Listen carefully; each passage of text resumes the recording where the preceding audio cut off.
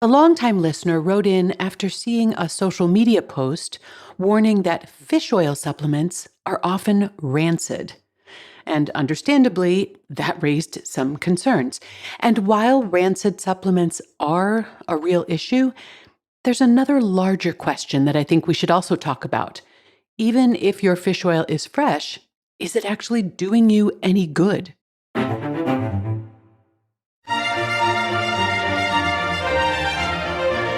Welcome to the Nutrition Diva podcast, where we take a closer look at nutrition headlines, research, and trends so that you can make more informed decisions about what you eat. I'm your host, Monica Reinagel, and today we're talking about fish oil supplements, whether they are safe and whether they are even worth taking. Kat, a longtime listener, wrote in after she saw a social media post warning people not to buy their fish oil supplements at certain big box stores. And the claim was that these supplements are often rancid and they could even be doing more harm than good. Well, that got her wondering whether she should even keep taking them, especially since she knows her diet is relatively low in omega-3s and she doesn't really like cooking fish. Concerns about rancid omega-3 supplements are not new, and they're also not unfounded.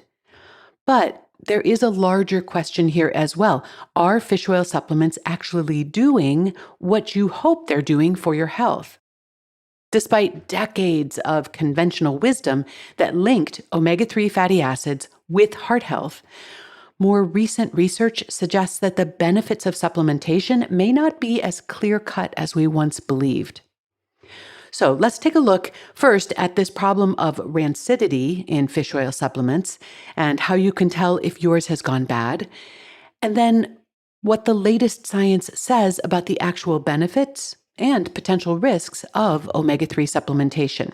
So we'll start with Kat's original question. Are concerns about rancid fish oil supplements legitimate? And the short answer is yes. Recent research has found that a significant proportion of omega-3 supplements, both those that are sourced from fish as well as those sourced from algae, may be oxidized, or to use a less technical term, rancid.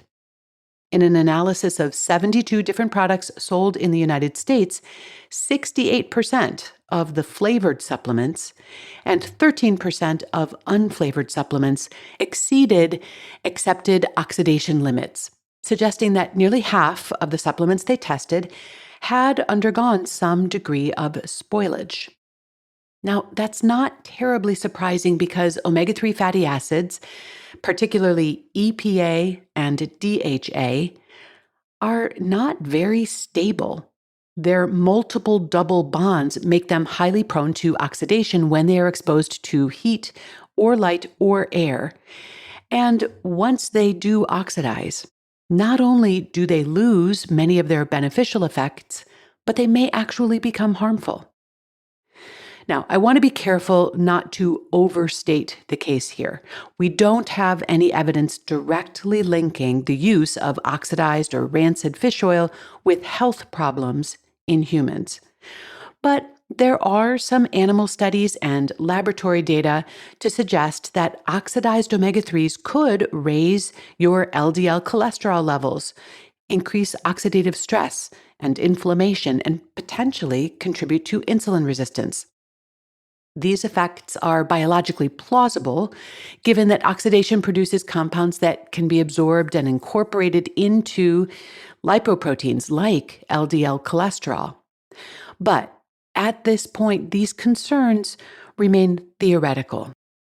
Nonetheless, I think it's prudent to do whatever we can to avoid taking oxidized fish oil, especially since oxidation also reduces the potential benefits of the supplement.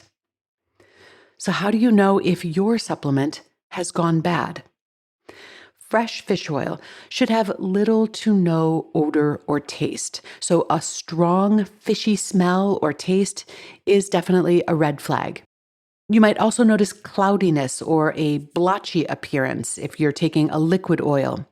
And unfortunately, strong flavorings and even the capsules themselves can mask these signs, which makes detection a little bit tricky. And even the use-by date or the expiration date on the bottle isn't always a reliable safeguard. Because while products are more likely to be degraded after that point, the truth is that oxidation can occur well before that expiration date if the product isn't stored properly. So a hot warehouse or exposure to light or air can accelerate spoilage. And that's why experts recommend storing fish oil supplements in a cool, dark place, and maybe even refrigerating them, especially during the warmer months of the year. But of course, you don't have much control over how they're handled before you get them. To reduce your risk of buying a rancid fish oil product, look for supplements that are third-party tested for safety, quality, and purity. Some certifications to look for on omega-3 products include IFOS, IVO, or NSF. And other things to look for are dark, opaque bottles, which help to protect from light.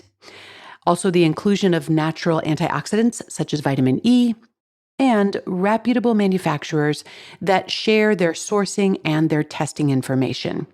So, any fish oil that seems like a real bargain might not be your best bet. In short, rancidity is, in fact, a real concern, but there is another larger question that we also need to address. Even when they are fresh and high quality, are fish oil supplements actually helpful? And the answer is, it depends on how much you're taking and what you're hoping to achieve. For decades, fish oil supplements have been promoted as a simple way to protect your heart, and the thinking was straightforward. People who eat more fish tend to have lower rates of cardiovascular disease. And omega-3 fatty acids, particularly EPA and DHA, appear to have anti-inflammatory and also triglyceride-lowering effects. So why not take them in pill form? But the evidence to support this strategy has become increasingly shaky. As far back as 2010, authors of a review on omega-3s for cardiovascular disease acknowledged that the evidence was still inconclusive regarding the benefits for reducing mortality or arrhythmias, heart attacks, or heart failure. And then in 2018, a meta-analysis of 10 randomized controlled trials, which involved nearly 78,000 people, found no significant benefit from omega-3 supplementation on major cardiovascular events, including heart attacks, stroke, or cardiovascular death. Although some clinical trials have found that high-dose fish oil, or EPA, supplementation was beneficial for those at high cardiovascular risk, the available data so far suggests that there's little to no benefit for otherwise healthy individuals. So even if the cardiovascular benefits of omega-3 supplements have turned out to be less robust than we once hoped, that doesn't mean that they have no value. And in fact, some of the strongest evidence for omega-3s really comes from other domains of health. For example, omega-3 supplementation, especially combined with antidepressant medications, has been shown to improve depressive symptoms, particularly in individuals with elevated levels of inflammation. And there's also growing support for omega-3s in maintaining brain health and cognitive function, particularly in older adults who have low baseline omega-3 levels or those with mild cognitive impairment. For people with inflammatory conditions like rheumatoid arthritis, omega-3 supplements have been shown to provide modest but meaningful reductions in joint swelling, morning stiffness, and pain. And again, the benefits here are largely attributed to that anti-inflammatory action of fish oil. Adequate intake of DHA, one of the key omega-3 fatty acids in fish oil, is so important to healthy development of a baby's brain, eyes, and nervous system that DHA supplements are often recommended for mothers during pregnancy and while they're breastfeeding. And finally, numerous studies have confirmed that omega-3s can significantly lower serum triglyceride levels by as much as 39% in some cases. And they may also modestly lower blood pressure, especially in people with metabolic syndrome. So, while fish oil may not be a magic bullet for preventing heart attacks, there are still some clinically meaningful uses for omega-3 supplementation, especially for people who are managing specific conditions. But, and this is important, the doses that are used in these situations that I've just described are often significantly higher than what you'd typically get from an over-the-counter supplement. And those higher dosage levels also have a higher risk of side effects, including an increased risk of atrial fibrillation. So these are situations where you'd want to be working with a healthcare professional to determine whether omega-3 supplementation is appropriate for your situation and also how to use it safely. But if you're not taking fish oil under medical supervision for one of these specific conditions, then that daily fish oil supplement may not be offering much real benefit. And given these legitimate concerns about oxidation, it's possible it might be even doing more harm than good. So in that case, your best bet is probably to aim for a reasonable amount of omega-3s through food or diet rather than a supplement. So eating fish 2 or 3 times a week is a great goal. And for those of you who are nervous about cooking fish, remember that canned salmon, tuna, or sardines all count, and they're all shelf-stable and very budget-friendly. And also keep in mind that shellfish, like shrimp and mussels, are also decent sources of omega-3s. And look, if you don't like cooking fish at home, just make it a priority to order it whenever you eat out, and then you can just let the chef worry about it. Now, plant-based sources of omega-3s, such as the ones you get in flaxseed, chia, hemp seeds, and walnuts, are a valuable addition if your diet contains no seafood or very little seafood. They do provide a slightly less potent form of omega-3, so you're getting ALA rather than EPA or DHA. These plant-based sources can still contribute to your overall omega-3 intake. So if you're like Kat and you suspect that your diet is low in omega-3s, this might be a good moment to take stock.